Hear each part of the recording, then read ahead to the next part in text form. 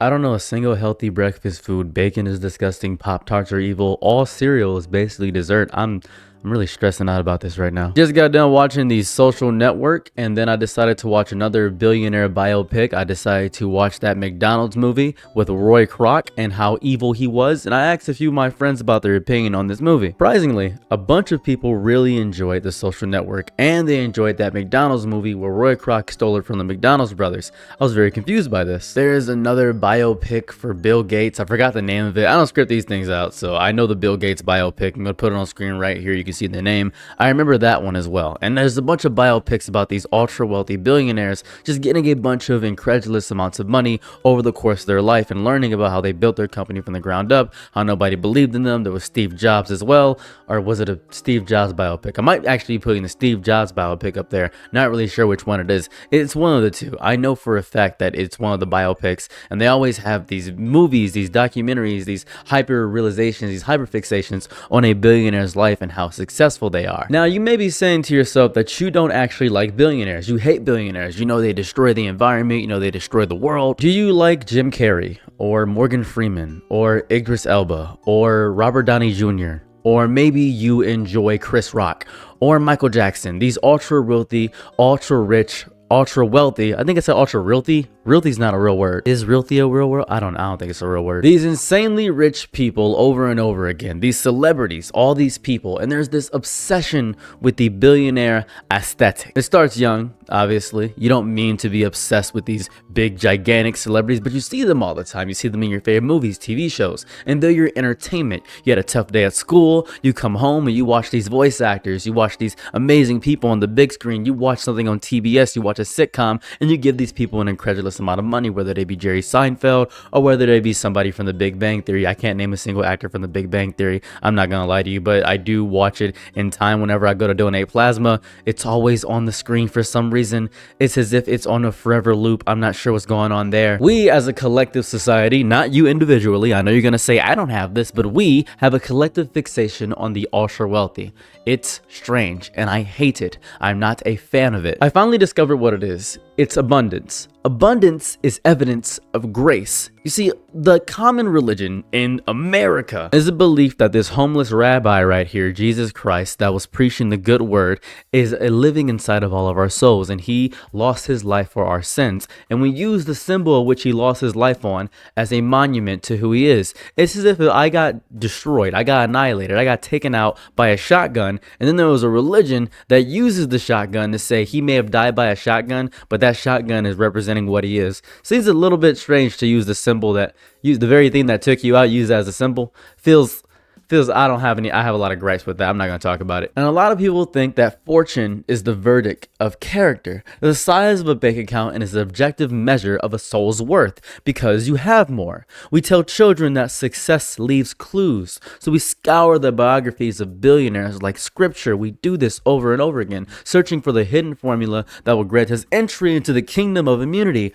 We have transformed money and from a medium of exchange into a moral index. The more money you have, well, you must be holier than thou, right? But why does it work? I'm gonna give you a fun example. Let's say you want to go bowling. Boom, we got bowling up here. Boom, you want to go bowling, but you're broke, you're penniless, you ain't got no money. Your friends say, oh, we could all go bowling, and then you say, oh, could someone spot me? You hate being that guy. You hate being the guy that's always got to get spotted, the person that always needs somebody to pick them up and drop them off when they go to hangouts. You hate that. No one wants to be broke. Everybody hates the idea of being broke. It's the worst thing to be on the planet, and if you're broke, you're a joke, and then you gotta choke, and then you go home, you ain't got no money, you ain't got no girl, so you got a stroke. Boom, you're gooning, and then you think you wish you had a girl or a boy so you could be spooning, and then you're getting mad, you're fuming, so you're on Twitter, you're zooming through, and then you see Elon Musk and he retweets one of your things and you say, I can be just like him.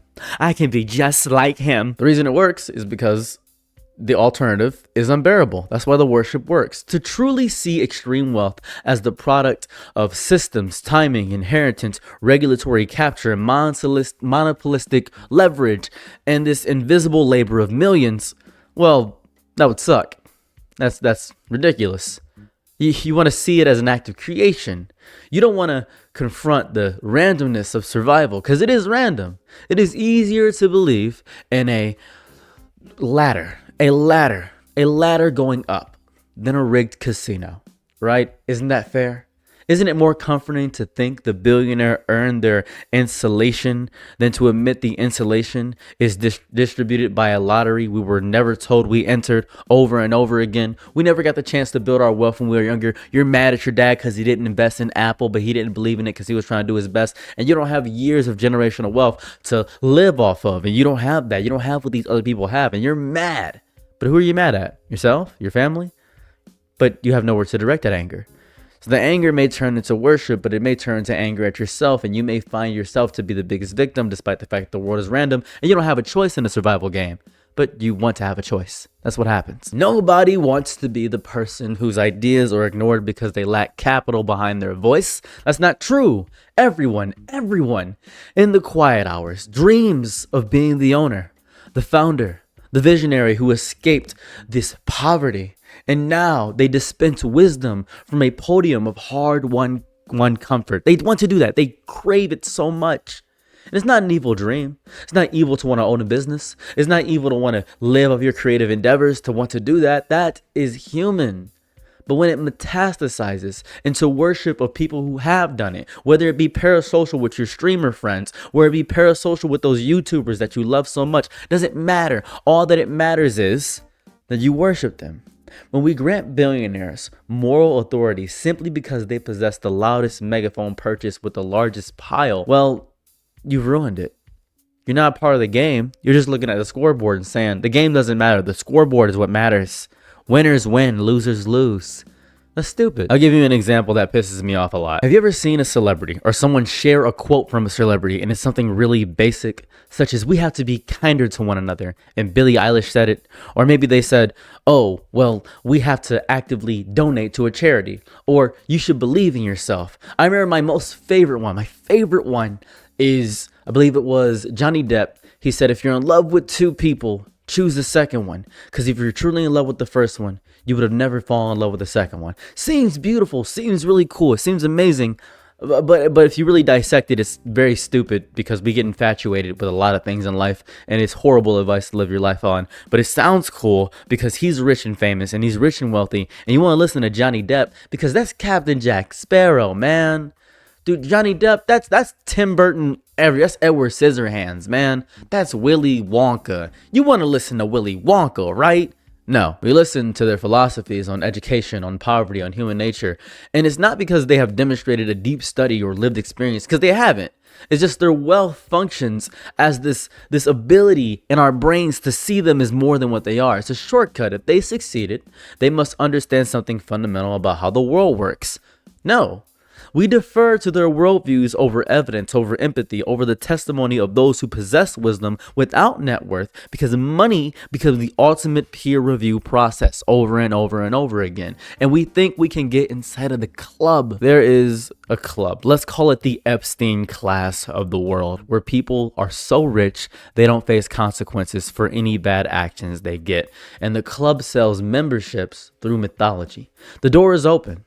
The narrative promises you have a manifest destiny of what you were deserved in your lifetime. If only you grind hard enough. You gotta think sharply enough, invest hard enough, sacrifice yourself enough, get that side gig, that side job, do Uber Eats, do Grubhub, do these things, work in the capitalistic machine, and the capitalist machine will work for you. This is the most exquisite cruelty of the ultra wealthy celebrities, billionaires, millionaires. It's the mythos. It privatizes failure. Every person who grinds and remains precarious is taught to examine their own deficiencies rather than the structural architecture that funnels value upward. The few who squeeze through the gap are paraded as proof, as possibility. Let's look at me, for example. I know it's crazy. I'm not very wealthy, but let's look at me for one example for a moment. It has been 14 months since I started actively posting on YouTube, and I have amassed 230,000 subscribers, and my monthly revenue from YouTube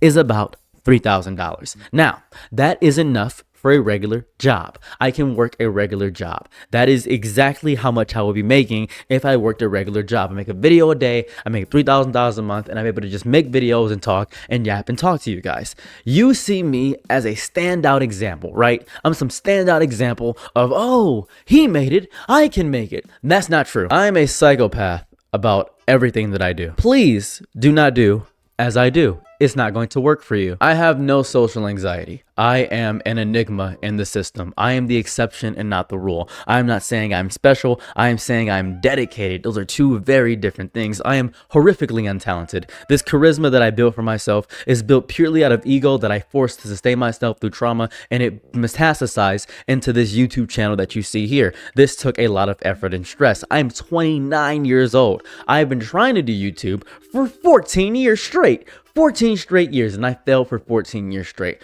14 years of failure that none of you got to see. And it doesn't matter because you guys only see the success at the end point. That's what you guys are seeing. Same way you only click on a video after it gets up to 10,000, 20,000, or 100,000 views is the same way my YouTube channel works and the same way I function as a person. Do not copy the ultra wealthy. Every person who grinds and remains precarious is taught to examine. I would love for nothing more than to teach you that outcomes do not matter more than process. That ownership is superior to contribution is a falsehood. That's not true. It doesn't matter. It's strange. Dominance is the highest form of collaboration, is what you're taught to believe. That's it. Invention becomes branding. Art becomes intellectual property to be scaled. Human worth becomes a function of scalability. We begin to measure lives not by their substance of what they've done, but by their capacity for exponential growth. And I'll give you the example of this, and you've heard this before. I'm sure you have. What are you doing right now? Why are you not making money? Why are you playing video games? It's not making you money. Why don't you have a job? Why aren't you doing this? You're wasting your time.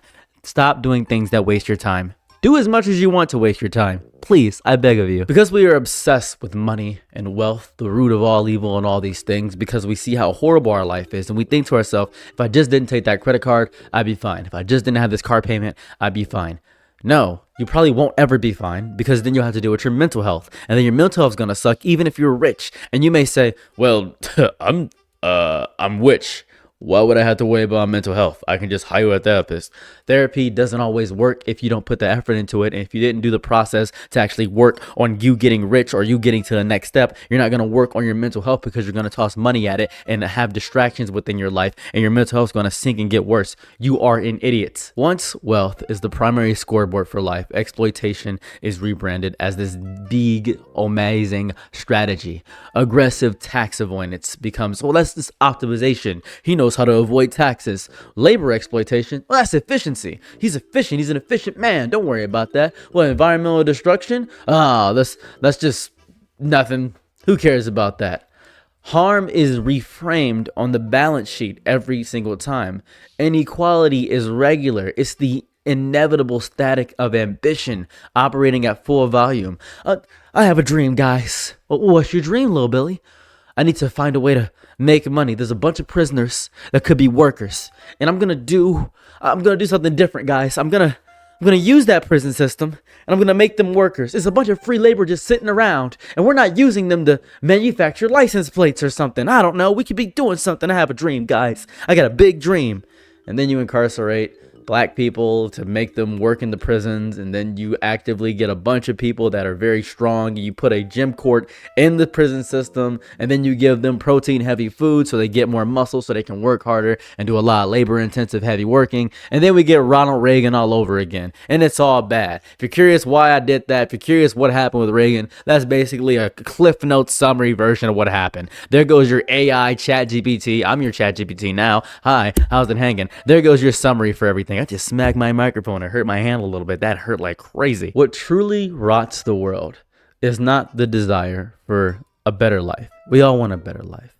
It's this collective, deep, intrinsic contract inside of our brain we sign every single day. And it's often unconscious. We confuse money with meaning. It is the desperate chase for membership in a club that was never designed to put us inside of the club. A chase that exhausts the energy required to imagine and build systems where dignity is not contingent on acclamation. We have to stop worrying about how much money we make all the time. I know someone's going to say, I want money. Everybody wants money. We need money to live. But there's a certain amount that's too much, man. Come on, you don't want to be a billionaire. You don't want to be hated by everybody, right? Maybe you do. I actually don't know you that well. I'm not gonna assume for you. I'm not gonna do that. My biggest gripe with this phenomenon, my hugest, most massive, enormous gripe, is Elon Musk. This guy right here. Elon Musk right here. This is my biggest gripe with the entire system of it. Because what is Elon Musk? Let's talk about him. He is not smart. I know a lot of people think Elon Musk is smart, and I just want to point this out. He is not. The foundational narrative relies on some omitted details. His entry point, his family's wealthy, his stability, his early capital. These are not just minor prologues. They're just his entire life is actively manipulating and using people to get to the next plateau. But because he positioned himself as the good billionaire, people love that. It's insane. A lot of people think that he had some solitary invention. It was Tesla. He invented Tesla. He didn't invent Tesla. I don't know. He didn't invent Tesla. I don't know why people keep saying that. He didn't invent Tesla. He bought Tesla. He got Tesla from someone else, and then he built that based on his image alone. He is a personality. He is basically what Donald Trump is to America right now. He is a personality, and people love listening to personalities because we have celebrity worship. That's what it is. That's all that's going on. It's not some garage to empire bootstrap mythology. It's less romantic than that. It's acquisition, positioning, and the aggressive consolidation of credit. Companies were purchased, founders were absorbed, and in silence, the actual machinery of progress, the engineers, the researchers, the designers, the technicians, remain in the background because no one cares about those people. No one cares. No one cares. Man, Elon Musk is sending rockets to the moon, and he's getting Starlink and doing all this stuff, and he's got Grok, and he's not woke. He's the perfect man. It's amazing. Over time, the public credit migrated slowly and systematically upwards. It pulled around a single figure. They believe Elon Musk is a Tesla, a robot. He is amazing at video games when it's proven that he admitted openly he lied about playing video games. He actively said, I have somebody else do that. Obviously, he tweets over 1,000 times a day. He tweets so much. It's crazy. It's insane. He's the person that tweets the most on Twitter. You know that crazy, psychotic, schizophrenic friend you have? That's me. I'm your schizophrenic friend. Hi, how are you doing? That tweets like 80 times a minute. Well, Elon Musk does that in leaps and bounds, and he's just searching and scouring for the next woman to put a baby inside of, because guess what? He wants to just have a bunch of babies. And you know what's gonna happen? They're gonna lay with him because he is the richest man on earth. And that's not me like griping at Elon Musk for actually getting women and things of that variety. It's just the fact that that's such a low entry point. It's not even a low entry point. I've known women that sleep for a McChicken. Actually, it's not a low entry point. If you can get with Elon Musk, go crazy. If you can solicit that child support, go nuts. There are thousands of people who built the sets, wrote the dialogue, operated the cameras, and now they're worthless because they think it was all Elon. Elon is the only smart person in Tesla. He is running companies into the ground. They're giving him pay packages. They're just giving him money until he is a trillionaire. A trillionaire. He is going to be the world's first trillionaire. Do you know how much money I'm not even going to do math. I'm not going to do that for you. Elon Musk was the benevolent futurist, the meme lord philanthropist, the genius who sleeps on factory floors. He codes through the night. Elon Musk doesn't know how to code, by the way. I don't know if you know that. He doesn't know that.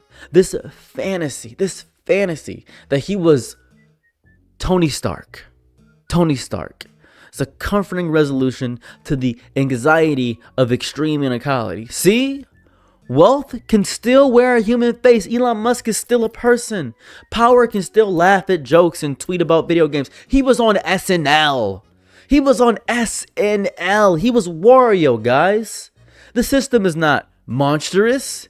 It's a quirky, visionary CEO. We did it. That's not true. It's not even close to true. His ego, his grievance, his unmanaged impulse began to leak through the seams. It got worse. The performance deteriorated.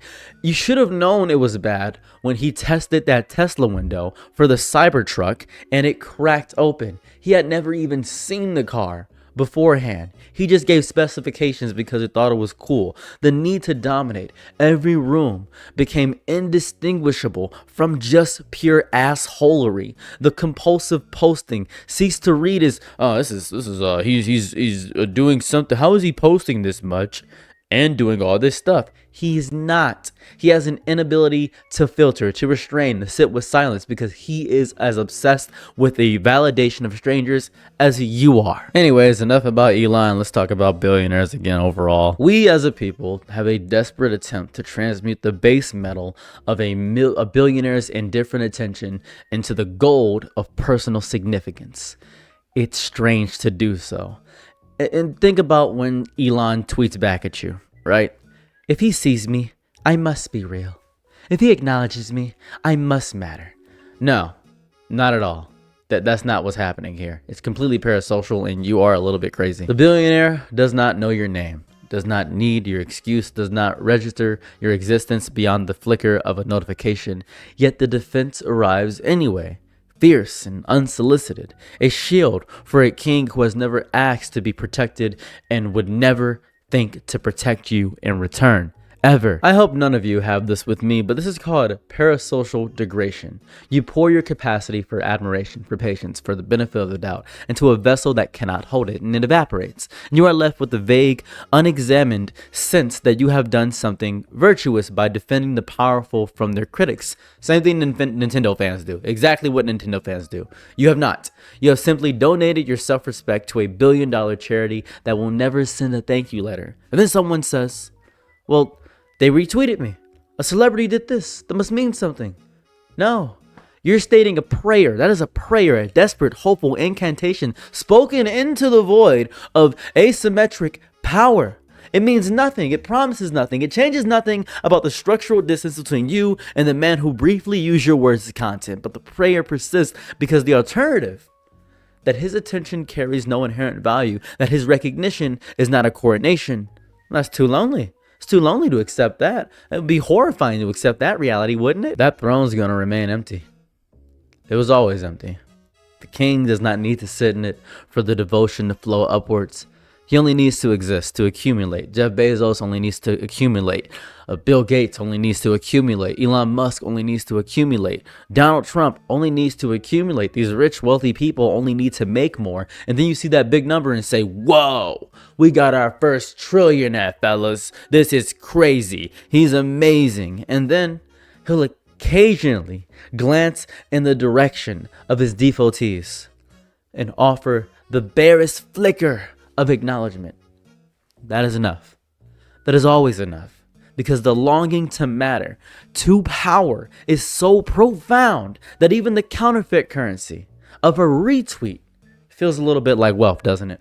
Feels a little bit like wealth to actually matter to these big, powerful people. Let me explain something to you right quick. I hope one day you grow from the small little caterpillar that you are, grinding for leaves, and beyond a butterfly, I hope you turn into an airplane, and beyond an airplane, I hope you go and explore the universe of your own soul and your own life. I hope you coagulate. I hope you come together and realize that you are legion. You are so much. You are many. You are hungry underdogs. You are amazing, and you must love yourself despite the ease at which you lean towards the opposite because you think you are pathetic for not making enough money, for not making more than all these other people. But you do not care about yourself, do you? You care about what you do to others, your intrinsic value to others, and how much you matter to other people. You need to matter to yourself first. And this lack of self-worth, this anti-intellectualistic love of the wealthy is so disheartening to me. So very, very disheartening. Because I crave so much more for you. I want so much more for you. I really do. But you don't want anything for yourself, and I cannot fix that. I cannot do anything for somebody that loves getting stabbed in the leg because they think it makes them hardened and resilient. I cannot do anything for somebody who punches a wall of concrete every day because they believe that their bones will go stronger, harder, and denser just from the repetitive nature of it. Through mundanity, through repetitive action, the human brain can learn to love something that is torturous. That is how it operates. That is how we work. We can learn to acclimate to our torture and to our cage until the cage starts to look like home. You love that. And it sucks. I know what you're going to say. Me? I personally love that? No, I'm talking about the collectiveness of the entire world, the collective consciousness, the diaspora of everybody in totality. I'm not talking about the individual here. I'm talking about the group, the whole point, the mindset. And everybody always tells me they're such an individual, but when I get on a microphone and start speaking to people and start giving a speech, everybody listens to me. They all collectively cheer and jeer and chant because mob mentality is stronger than your individualistic wants. And you actively going against the herd actually gets you ridiculed by the tribe, and I know that because I'm manipulative and I know how people work and I'm not stupid. Anyways, let me know your thoughts about billionaires and their thought process down below. Hopefully you made it to the end of the video. If not, that's fine. You probably clicked off. Hopefully this video is long enough for you to put me on in the background. Second monitor content. Maybe that's what you enjoy. I'm not quite sure what you actually like in this lifetime. Hopefully you can watch me at 1.0 times speed or maybe 2 times speed, and the cadence of my voice actually get you through this. And hopefully you enjoy the little edits I put here and there, even if you're not watching the screen. So content like this is sponsored by viewers like you. My goal at the end of the year is to have over $3,000 on Patreon so that I can make $3,000 a month and I can actually make the real videos I want to make, because I'm actually holding back a lot right now. So if you guys want to help me on that journey, I just require $1 a month. I just need 3,000 of you to give me $1 a month. I put my Patreon in the top comment and it is in the description below. If you guys want to help me out, I appreciate that. If not, that's perfectly fine. Please comment, like, maybe share the video, do something of that variety. I'm not sure. Who knows? Show this to Elon Musk and see how he feels about it. Maybe he'll react to it. Who cares? Anyways, I'm out. Peace. Bye. I'm your Nick and night, be my Laurel. Happy to try what you need. Your world, I love to live in it. I love the ride when you're free.